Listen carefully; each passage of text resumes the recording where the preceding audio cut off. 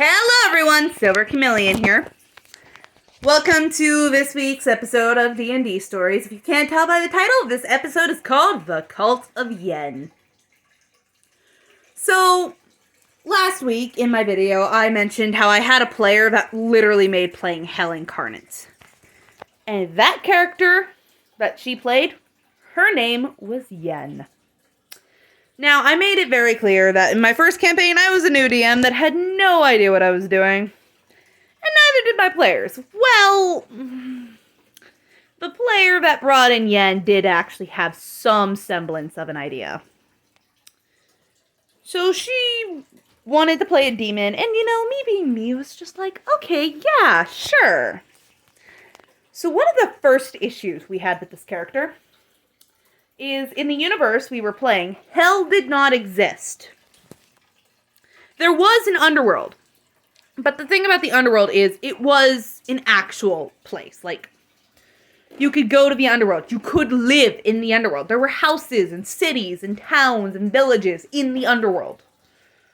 Like, it was an actual place. Like, oh hey, I live in the Undertown. Hey, I live in the capital of the Wind City. Like, that's what it was. It wasn't necessarily a place for damnation or anything like that.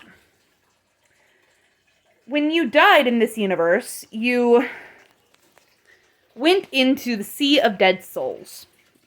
And your way to get out of here is if you are an incredibly vengeful spirit and you claw your way back up, or you have something to bind your soul to. Those are your only escapes out of the Sea of Souls. So, hell did not exist. Well, this character, Yen, somehow was the princess of hell. Like, I believe it was the Wrath Ring of Hell or something. So, again, no hell. She by all means should not have been the princess of hell. Well, I kinda quickly lost control of my characters after she joined the campaign. And her constant upping her character and creating lore of her character actually constantly contradicted with what I had set in place for the world. And anytime I tried to tell her, no, that's not how this goes, the rest of my party decided, no, we like her version better. And then what made it worse is I couldn't get rid of this character. If I tried to nuke it or something, they'd come up with some bullshit reason to counter me. Could not get rid of it. So as the game went on, I just kind of went screw it and continued going with the flow. She kind of proceeded to more and more push the limits. Sometimes I pushed back, other times I just went screw it, do whatever you want. It was a very common occurring theme, I'm afraid. As the game went on, Yen just got more and more powerful, and it got to the point where I was like, I can't do this anymore. I tried to reformat the characters at one point because I realized just how far off I was with how I had the game set up. I was a very new DM, did not have the game running correctly at all. I had it running like this RPG game I played. So, it was a very sloppy setup to begin with, and nobody really called me out on it because, as I said, nobody knew what we were doing. So, when I got some more information as to what we were doing, I tried to reformat the characters a bit to try and bring them back in. And I ended up making Yen worse. I somehow made her more powerful. And then, she kept adding more junk onto it. So, honestly, by the end of that campaign, I actually was so irritated at the end in the final battle that I gave up and actually said, Yen's father came out of hell and destroyed the universe. We're done here, and left the chat. Again, hell did not exist in this universe, yet somehow it did. And that was the first true act of the Culp of Yen. I say the first, because I wish the Culp of Yen ended in that first campaign, but it did not. Oh, yes. The Culp of Yen spanned over the course of 3 campaigns, and I only DM'd 2 of them. So the first portion of Yen was the first campaign, as I wanted to call it, the War of the Gods. Didn't really turn out the way I wanted to. Mainly because, one, I had such a sloppy setup. Two, I didn't really have as much done as I wanted to. And three, my players did not work with me at all. So the second campaign, for some reason my friends wanted to do a Wild West campaign, and you know what, I just humored them. So alternate universe Wild West. Seeing things like kobolds and demons was a normal thing. So, in this universe, we're in a town called Star Cities, and the entire party owes something to a demigod. The pantheon in this world was, you have the good deity, the father, and the evil deity, the mother. And both the father and the mother have a half-god child, demigod. The father has the daughter, yes, that was her nickname, and her name was Katie, as to where the mother had a son named Vinny, who was also nicknamed the Son. So Vinny was a politician. He was the main bad guy of our campaign. Unfortunately, we did not get nearly as much done with that as I wish we would have. Katie was the demigod that kind of hooked our heroes up with everything. So they all owed her something. Whether it be money, they just worked for her, or morally obliged or something, they all owed her. Like, they were in Katie's debt. And that was why they were with Katie. So, that player's character in this campaign, her name was Yanka. Yanka was the daughter of Yen. Now, Yen had her own lore made up at this point. She had created a race of beings called the YENonites, and also a race of lemon demons. Apparently, she was obsessed with Friday Night Funkin' around that time, so the lemon demon, unfortunately, became a large part of her character. I tried to get rid of it. Again, I couldn't. I tried so hard. So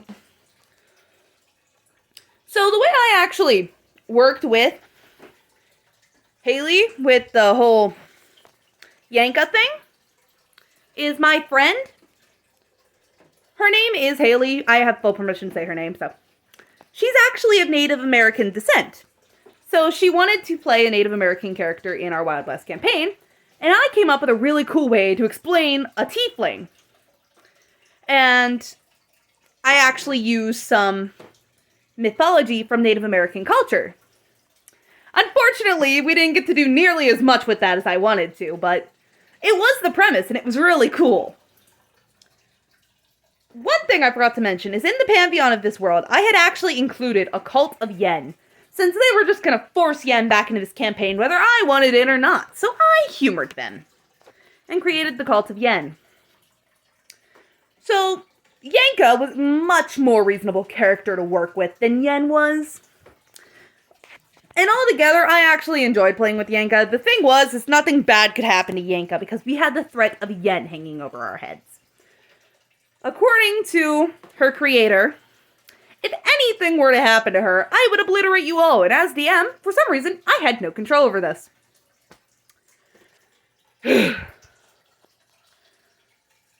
So, in the end, I did not get to do much with this campaign, actually, just because of how scattered apart the sessions were and how little of the story we had gotten done. So, I actually ended it in kind of a big bang and let the players do a lot of freestyling and stuff. And Yanka just kind of went back to hell with her mother, Yen. Yep, that was the end of that one. And then the third campaign. So I'm actually not the DM of this campaign. And honestly, thank God, I'm not the world's best DM. I'm far too nice and I let my players get away with way too much junk.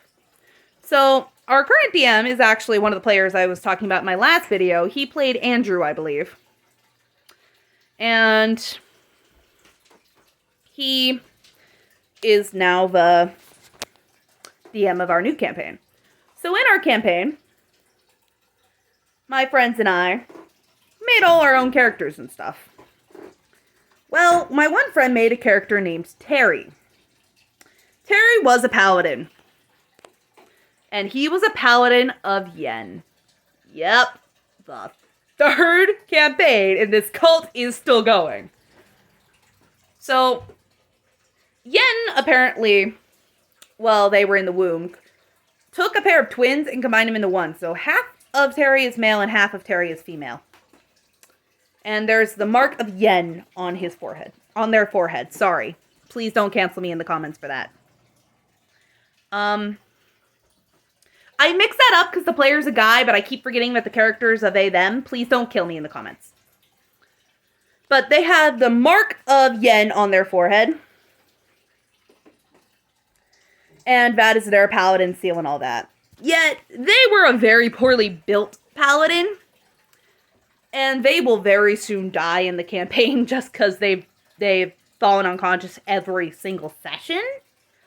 So, I'm not keen on this character living too much longer. But they are the third installation of Culp of Yen. Though after this campaign, the Culp of Yen will come to an end. Oh god, that rhymed. The next campaign is run by a DM that is not going to allow bends to the religious standards of their world. So, it's kind of the end of Culp of Yen. A character that somehow became a god whose tyranny spanned for not one, not two, but 3 campaigns. And that's just the one player! So yeah, that was this week's D&D story. If you liked this video, leave a like and subscribe. I'll be doing one next week. This is Silver Chameleon, signing off.